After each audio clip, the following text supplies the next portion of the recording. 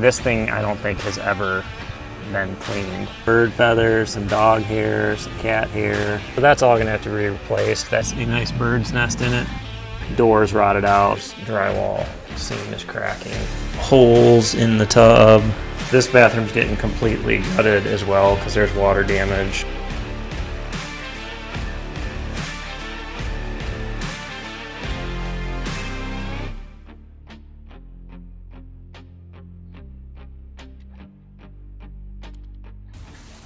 All right guys, it is day 11. I have a couple small things left to do with these tub showers. I have one valve to hook up. And then we are going to spend day 11 switching copper out for PEX. So why would I rip all of the copper out of the house? And that is a good question. A few reasons. One is all these bathrooms, I had to cut the copper out below the floors in order to replace subfloor. That I had to do that in the laundry room, had to do that in the half bath, had to do it in the master bedroom. The upstairs bathroom, I didn't have to do that everywhere, but I did have to cut it to get the vanities out. All of the shutoff valves in the house on the copper are bad. None of them work, so I want to replace those. A lot of the locations where I cut it off below the floor are above ductwork, so to get in there and solder it would be very difficult. I don't want to use push fittings where I can't see them and I have easy access to them. And the water spigots all had 1/2 inch runs to them. I want 3/4 inch runs to them so I get more water. If I'm going to replace some of it, I just feel better about replacing it all. I have tons of PEX B fittings that I've had over the years for different projects. I bought bulk bags, and so I would like to use a lot of those up because on my new build, I'm going to use all PEX A. The cost of PEX is pretty cheap. So we are going to be switching out all of the copper for PEX. I already ripped all the copper out. It didn't take me much more than 30 minutes to get that done. I'm putting a new water heater in, I'm putting a water filtration system in, so I would have had to cut all of that copper, solder new stuff on. So this is going to be much easier for me to manage.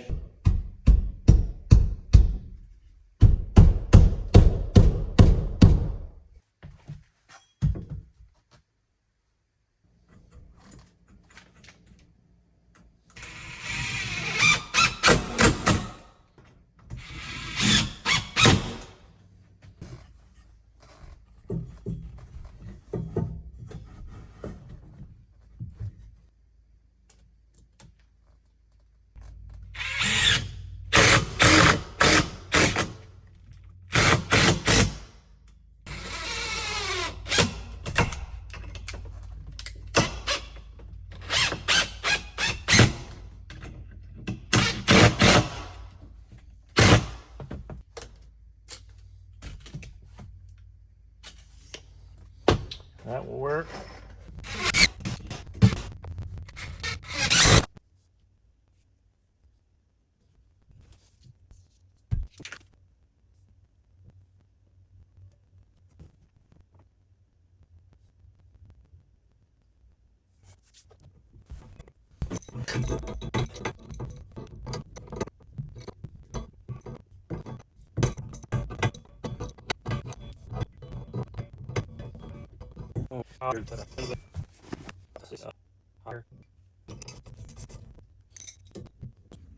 All right, Emily wanted a different color trim up here in the girls' bathroom, so I switched that out. Got the shower rough-in valve all hooked up. I soldered in for the shower head, soldered a drop in for the tub, and 1/2 inch copper. So now that we got all this done, we're gonna start running water lines and work our way all the way up here.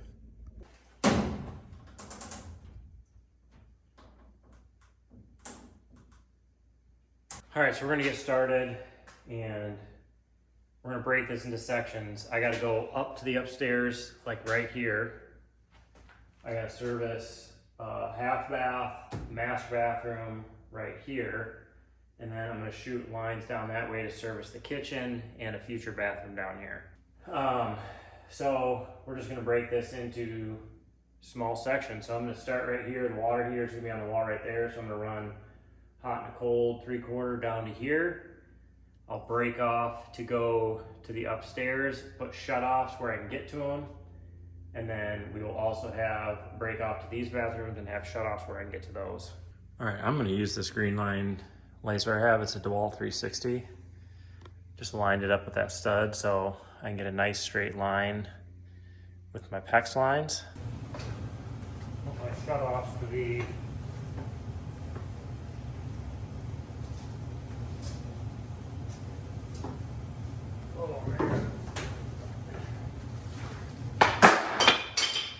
not off to a great start, people.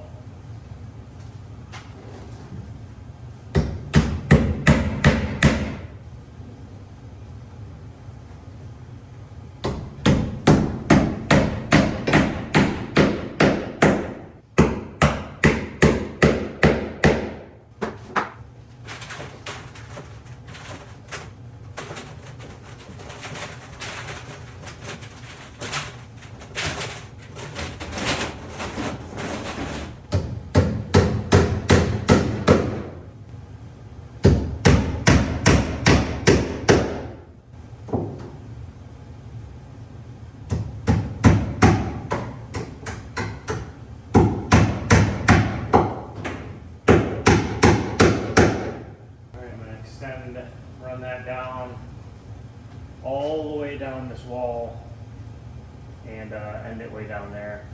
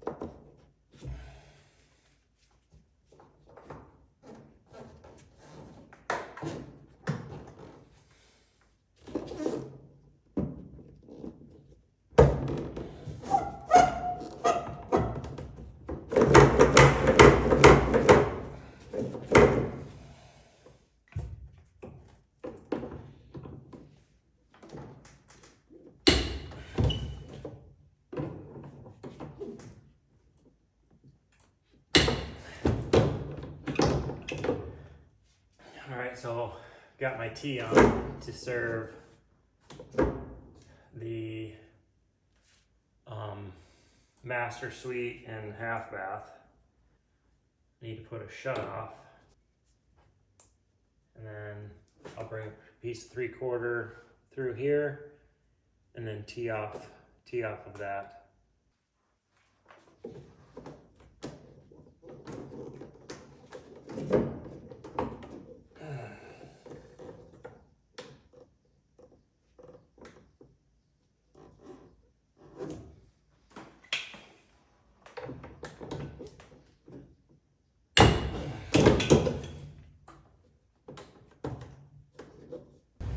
All right, so I broke off my 3/4 off the main line. We're gonna tee off and go to the master bathroom sink. So what I'm gonna do is take 1/2 inch, fish it up, get it the length I need upstairs, and then I'll come down here and cut it. Hop's gonna be on the left. Right there.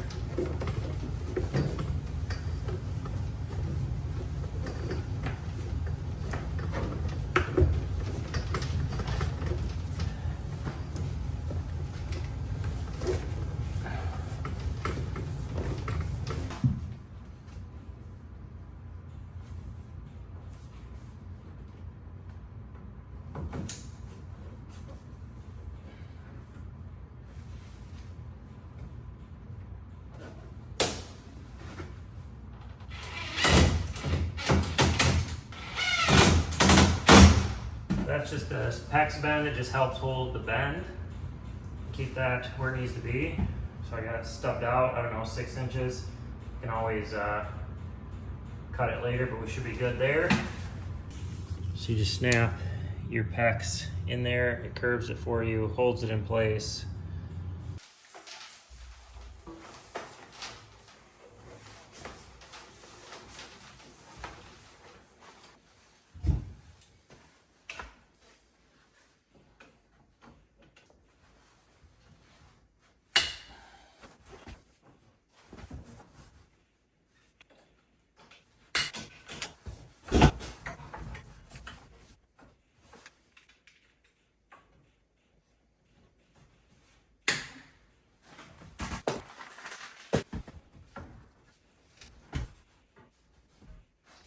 That's all right.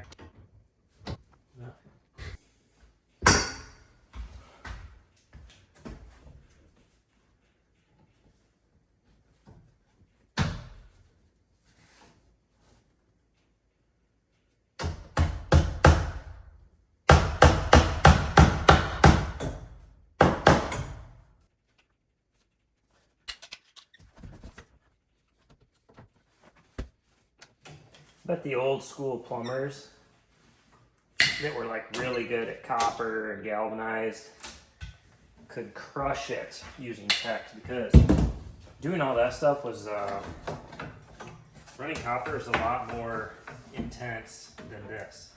This is actually pretty easy.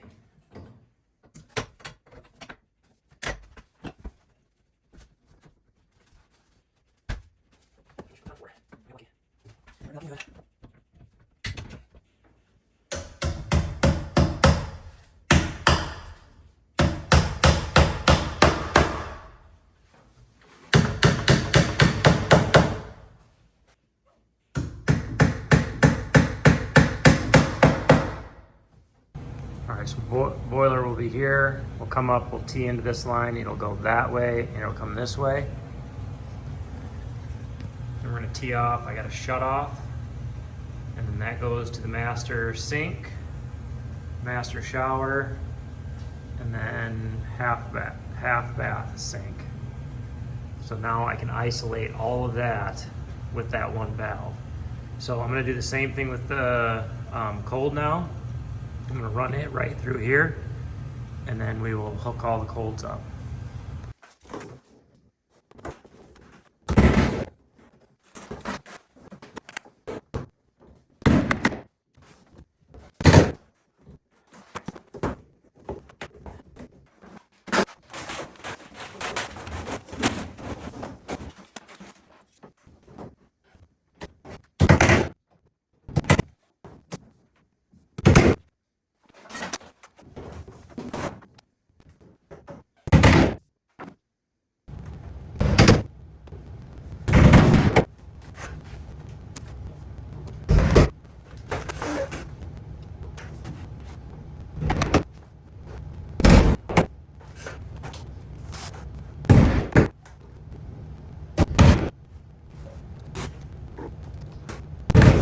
I gotta show you this. This is ridiculous. I'm gonna turn you around and show you this.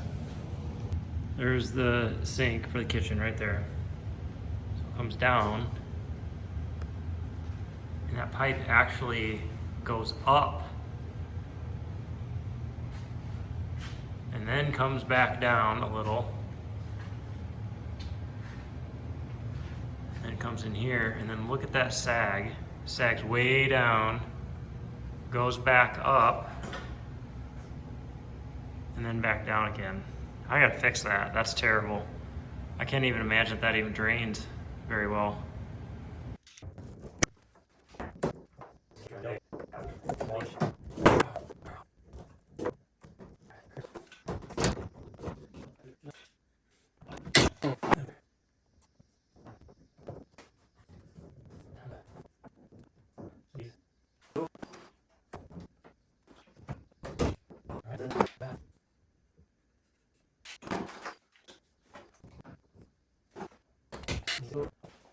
So here is, I'm using a couple different kinds of tees.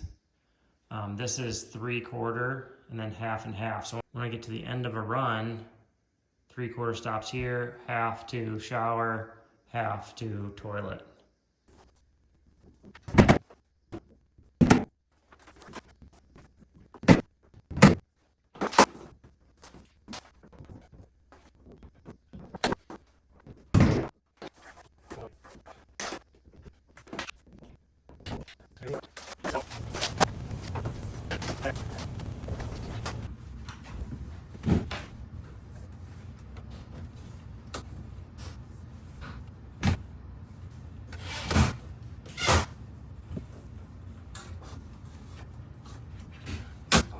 Okay.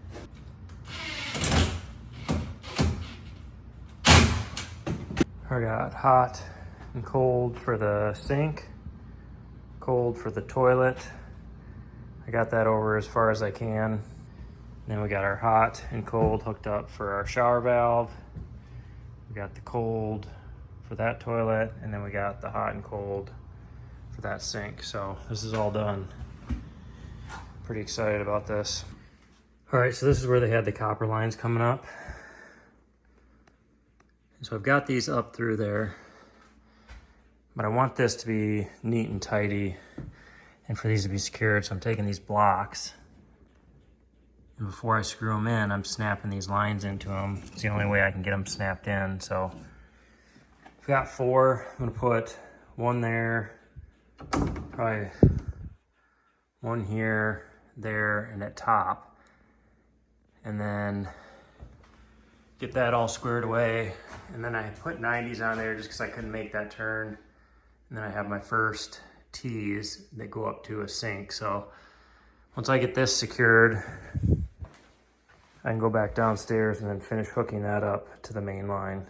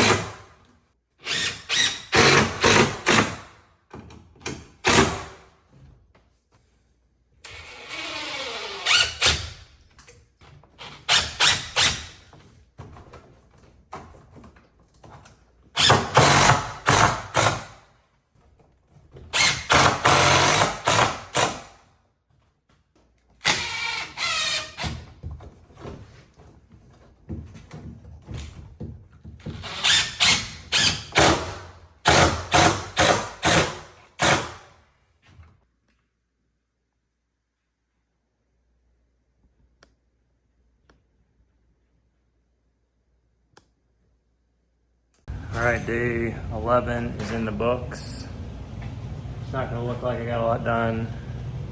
All of this is replumbed, the master bathroom, the half bath. I've got the main lines ran all the way down to where the laundry room is going to be in a bathroom. I have shut-offs right here so I can shut off the laundry and kitchen. I have shut-offs right here so I can shut off the master bathroom and half bath. And then I have the lines ran up to the upstairs bathroom, and I have shut-offs there for those. So pretty pumped.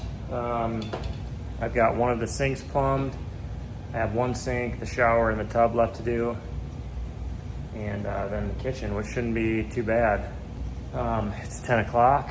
I didn't get here till like early afternoon, and then I left to run some errands and get something to eat. So I don't think I've done too bad today.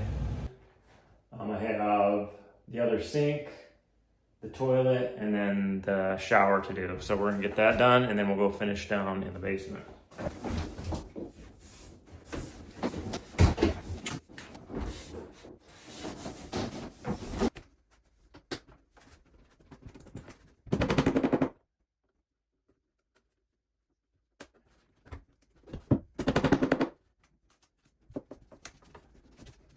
All right, here's some fittings. This is 3/4, 3/4, 1/2 inch, so I can break off like there, but when I get to the end of a run, I can have 3/4. This will go off to the cold for the toilet, and this will go off to the cold of the shower. So you can get these tees in different configurations. It just makes it a little bit cleaner when you get the right fittings.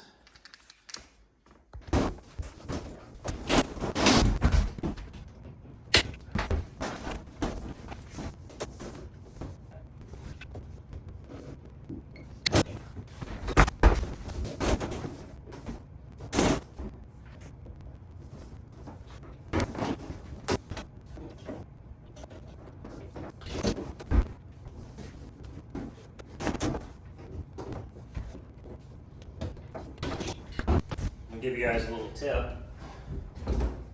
I am going to switch to my 1/2 inch crimps, because if I just put this up here and just keep going with 3/4, there's a chance I could forget, and I don't want to.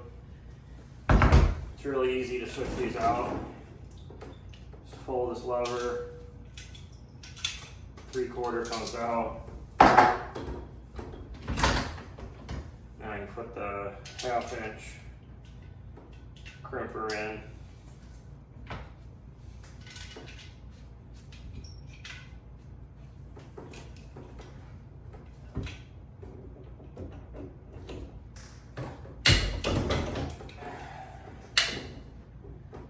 Because yes, I have forgot before. Turn the water on and have a mess.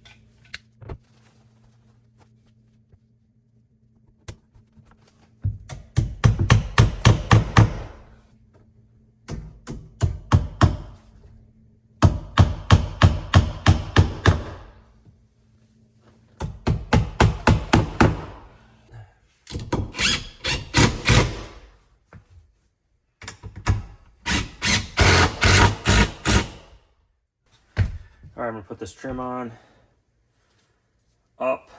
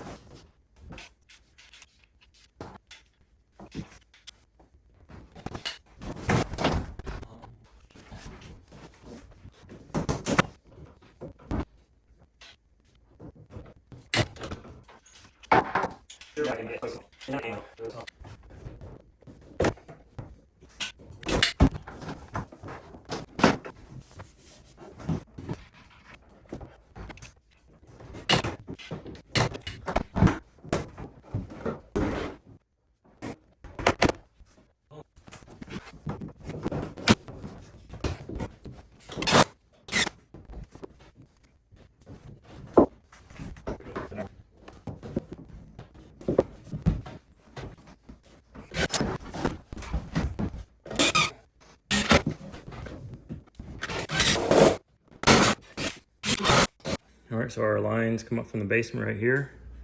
I got them secured to these little boards.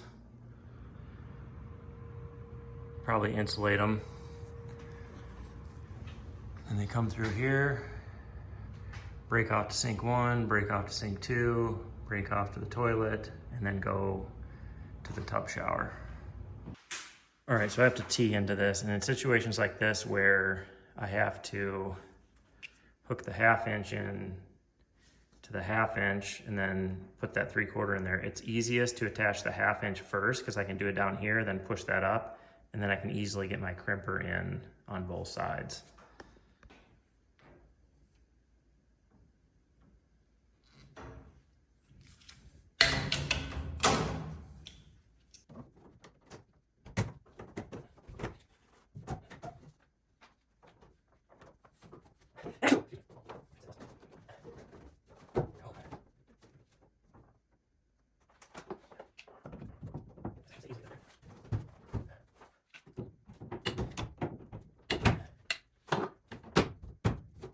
Another reason that I wanted to change over to PAX is because you can see I ran the main lines on this side of the ductwork.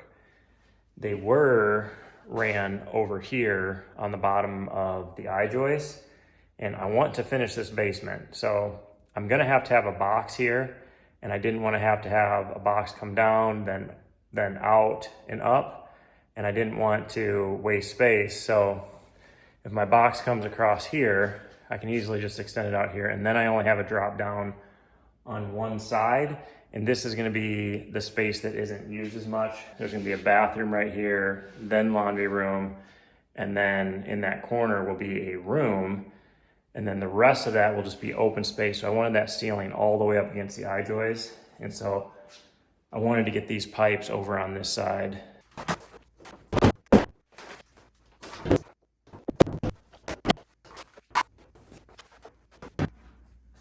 I got the frost bibs in, and I put a shut off on them. So I got that one on this side of the house, and then tied in one right there. It goes out right there. Definitely need to, I'm gonna pull those wires out of there because they're no longer hooked up, and I'm gonna seal that up. But all of the water lines are now ran throughout the house. So once I get my water filtration system, should be here within the next couple days, that's gonna go there. Water heater's gonna go there. And then the cold and hot will plug into there that will feed the whole house. So the next thing I have to do while I was doing this, I found that the kitchen drain comes out, and it kind of goes uphill, then back down. And then if you look at it there, it goes down, way down. And then it kind of goes back up. And then down. So I'm gonna cut some 2x4s to fit in between there. And then I'm gonna get this all sloped. It kind of looks like this joint has leaked. Probably because it slopes off so fast. And so I bought some couplers. I think I'm just gonna redo that just to be 100% sure. So I'm gonna get all my boards cut, and then we will glue that.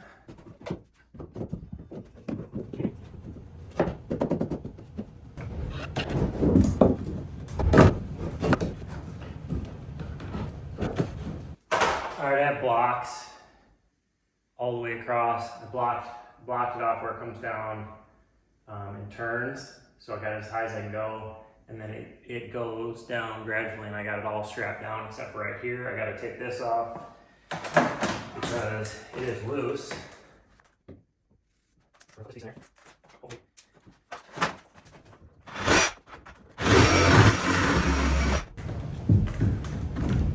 Oh my God.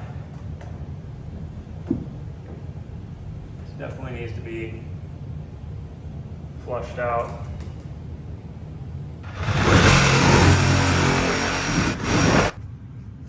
Look at that.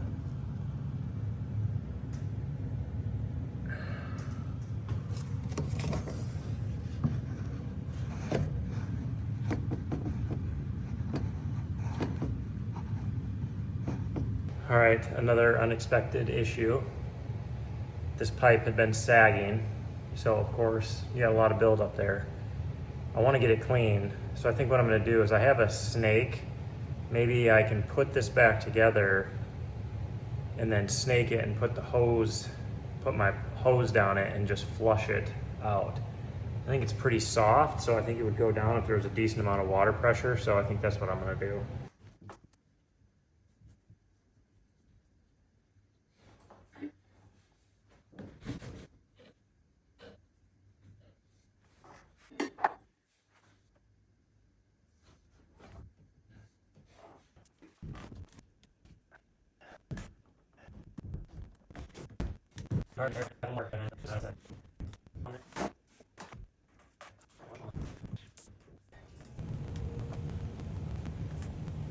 All right, guys, that's going to be a wrap on days 11 and 12. And I would say overall, this project is going amazing. I am up against a timeline. I was hoping to have this livable by the end of September, which if I can get the drywall done here, I will be on pace. The next couple of videos this week are probably going to be from the Mad County build because I have to do some things there in order to get it listed for sale. So hopefully you guys are enjoying this series. This is how I got to where I am today, is by remodeling and flipping houses. And so this is a great way to build some equity and get some extra money in order to eventually build your own Barndominium. But as always, we appreciate you guys watching. If you haven't already, hit that like button, hit that subscribe button, share with your friends, and don't stop dreaming.